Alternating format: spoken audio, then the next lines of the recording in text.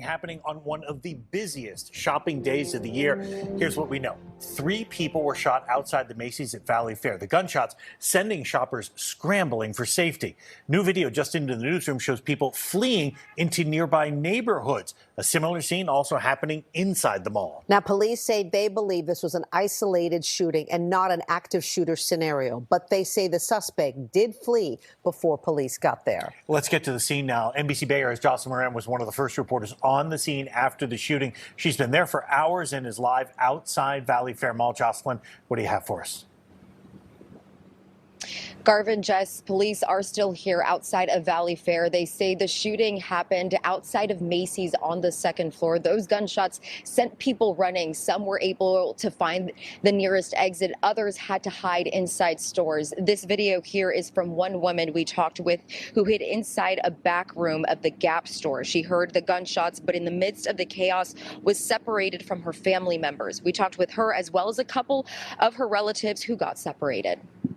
I mean, we were just like all sitting at a table chilling together, and then all of a sudden we start hearing like pop sounds, several pop sounds, and we start seeing people running. So there was so much chaos, and even a lot of people were getting injured on the way running out because there was a really narrow like bottleneck at the exits, to the point where we got separated. Even though I was with the group, like with my family members, they were separated into a back store of a Gap. I kept calling my dad. I was spamming him.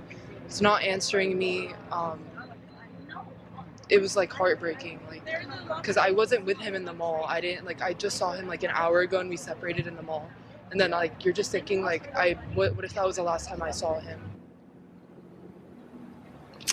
Police say there are 2 adult victims and 1 16-year-old victim. They are confident this was an isolated incident. Police believe something happened with one of the victims and the suspect, which led to the shooting. They are talking with witnesses and going through surveillance video. Police say the suspect fled before officers got there. The 3 victims had gunshot wounds but are expected to survive. We can say for a matter of fact that the suspect was not targeting unsuspected shoppers who were here just trying to make purchases and enjoy their holiday. I would say that San Jose Police Department is doing everything to identify this suspect, and as soon as we know who they are and once they're brought to justice, we will let everybody know.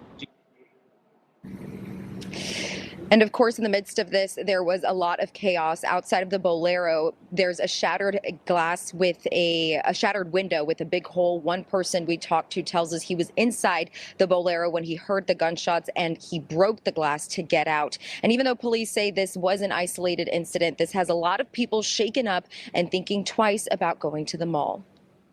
I'm only online shopping now. Like, why come to the mall if this is like an actual... It's a tragic situation. Tragic situation. Can't even be safe in the mall.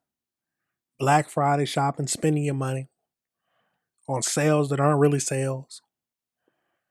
Some kind of incident. Somebody got angry, pulled out a gun, and started shooting. Luckily, it wasn't like someone who just wanted to commit a mass murder. It's tragic to say, but it would have been. It's awful. Absolutely awful. And we are lucky that no one died. Let's keep going. Possibility. Okay. I'm 28 years old, and I feel like I've experienced a lot. There's nothing that equates to, a life or death situation like this when you're dealing with the unknown and you're dealing with an unknown threat, and you see the mass hysteria around you. It's terrifying. It's soul-crunching.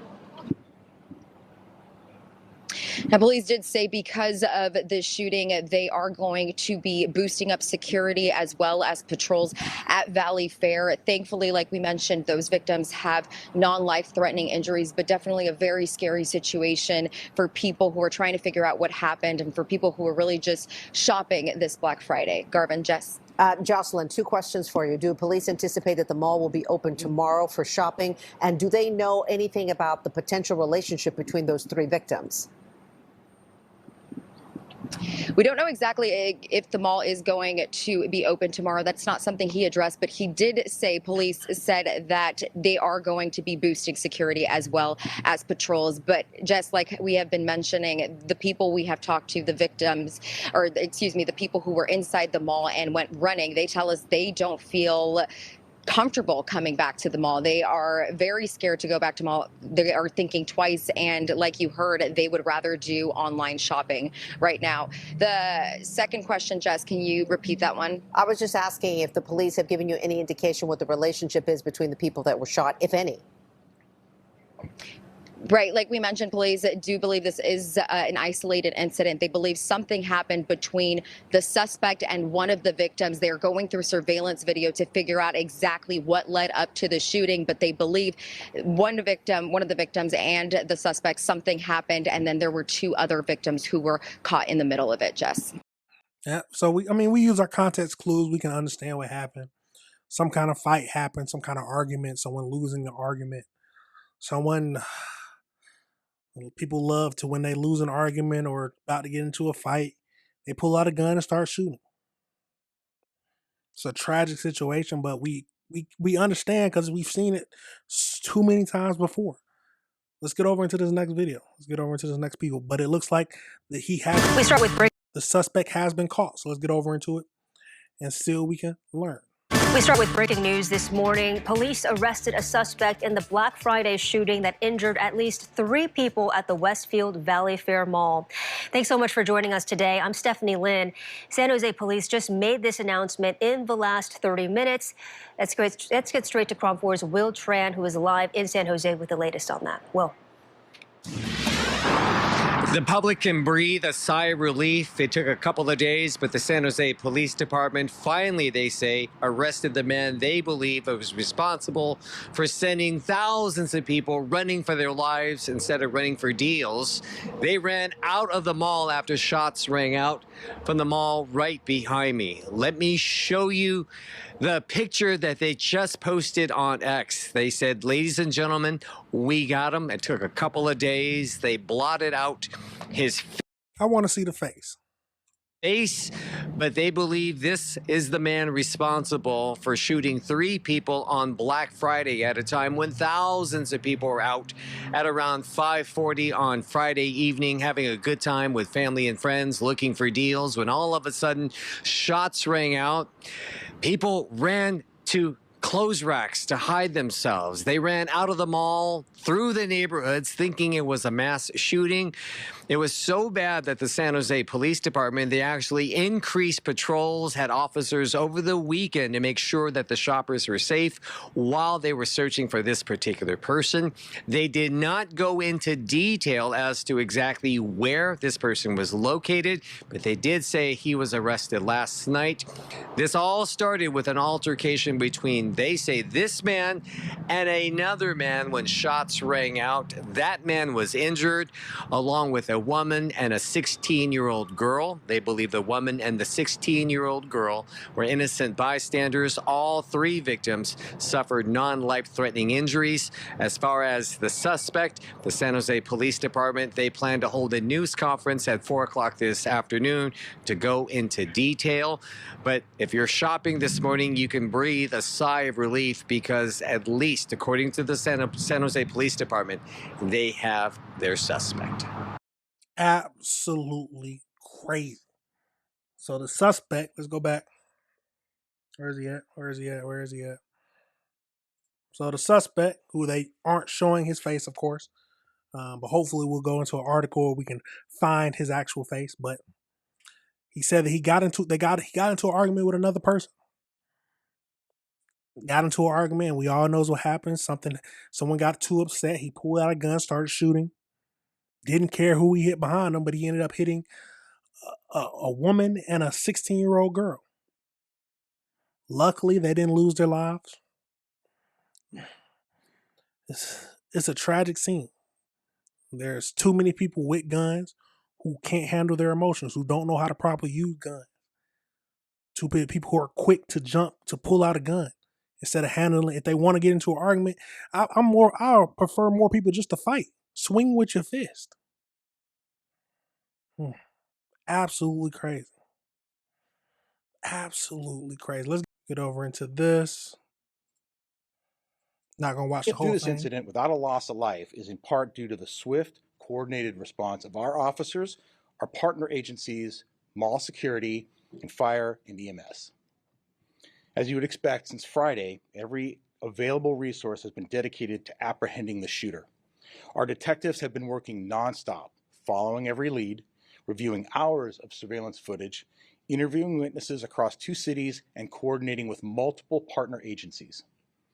Late last night, a little more than 48 hours after the shooting, San Jose officers located and arrested the juvenile suspect at a residence in San Jose. Juvenile. We're grateful this wasn't an active shooter situation, but we were prepared for one.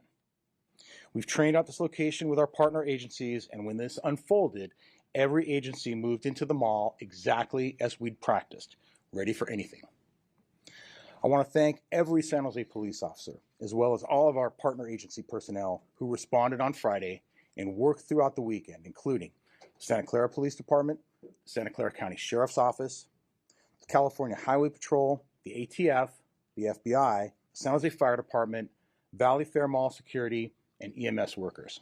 I want to thank you for your speed, your professionalism, and your relentless follow-through.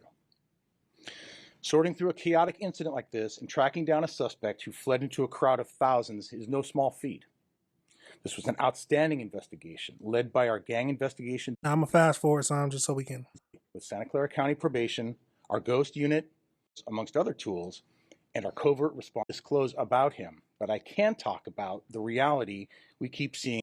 Covert response. Disclose about him, but I can talk in our real-time intelligence center, who utilized automated license plate reader cameras, amongst other tools, and our covert response unit. Because the suspect is a juvenile, I'm limited in what I can disclose about him, but I can talk about the reality we keep seeing over and over again. Young offenders with prior firearm arrests receiving little to no consequences, getting another gun, and escalating their violence, and that appears to be the case here. In February of this year, this suspect fled from San Jose PD gang enforcement officers and was found to have a loaded gun in his waistband. The suspect's case resulted in a deferred entry of judgment. The suspect was placed on a probation plan of sorts, which required him to, among other things, obey all laws. Earlier this year, I stood here and talked about a 13-year-old murder. So basically, he got a slap on the wrist before. We just got to simplify. He got a slap on the wrist before. They didn't truly punish him. And then he goes back and commits another crime. Are we surprised? No, we're not surprised.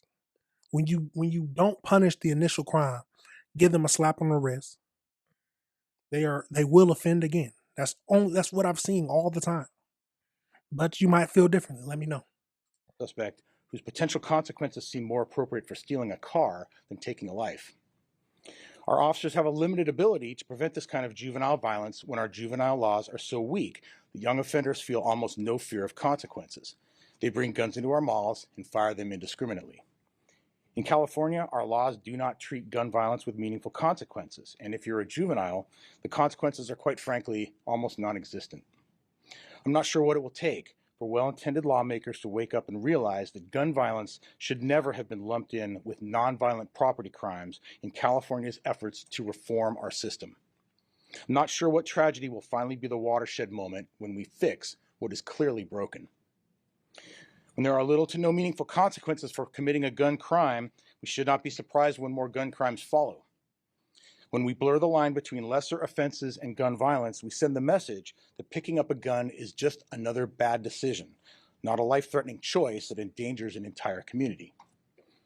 I'm grateful that our district attorney, Jeff Rosen, takes gun violence as seriously as we do, and I'm confident he will do so in this prosecution. The victims in this case deserve better. The thousands of people who ran for their lives on Friday deserve better. And the officers working these cases, day and night, deserve a system that will actually hold violent juveniles accountable before more people are hurt. To the victims and their families, we're praying for your recovery, and we will keep pushing for a justice system that prioritizes your safety at least as much as it prioritizes the future of those who choose to pick up a gun and pull the trigger. The investigation is ongoing, and we have more work to do. But let me close with this. Violence, especially gun violence committed by juvenile offenders, is not something we will normalize in this or tolerate in this city. While we wish there were stronger laws in place to protect the public, the San Jose Police Department and our partners will continue to do everything in our power to find anyone who commits violence here and bring them to justice. You cannot do this in San Jose and get away with it. Not now, not ever. Thank you. Oh, he's spitting facts. I can't say nothing wrong with it. Come on now, we got to be honest. If, even as a kid, as a young kid, think about it. Your parents disciplined you. If you got away with something, you were more likely to do it again. If they didn't discipline you, but once you got that discipline, you got that belt. Now you're like, yeah, that wasn't it. I'm not trying to do that again. I'm not trying to get that punishment again. But I guess that simple fact just escapes some lawmakers. You give a slap on the wrist for a gun offense, even though they're a juvenile. The police are saying that. That's what the police said. They said that a juvenile with a gun offense, basically nothing happens to them. And they're most likely to do it again. It's a crazy world we live in, y'all, ain't it? It's a truly crazy world, but we got to review the world together. Let's see if they're asking any good, quick questions. I'll turn it over to Mayor Matt Mahan. Oh, the mayor. Let's get over and see what he said. Thank you, Chief. Good afternoon. Thank you all for being here. I want to start by echoing the Chief's thanks to partner agencies, starting with the City of Santa Clara, County of Santa partnership here, best in the country, and work to apprehend the suspect and get him into custody quickly. This arrest means a lot to our city because they're just going to go over it. But we got the gist of what's happening. If you want to go back and watch the full press conference, we're not going to go through it here, but it's a crazy world, y'all. It's a crazy world. What are your thoughts? How do you feel about the slap on the wrist that they gave him first, and then this ended up getting a woman and a 16-year-old shot who wasn't even involved in it? Absolutely crazy, y'all. But we got to review the world together. We have to review the world together. Hopefully, we get an age later on, or maybe we might get a name. Probably won't, but just especially since it's a juvenile. But it's a crazy world, y'all. It's truly a crazy world. Let me know your thoughts on that situation. Let me know if you disagree with anything I said. All right, everybody, remember this is AC Reviews.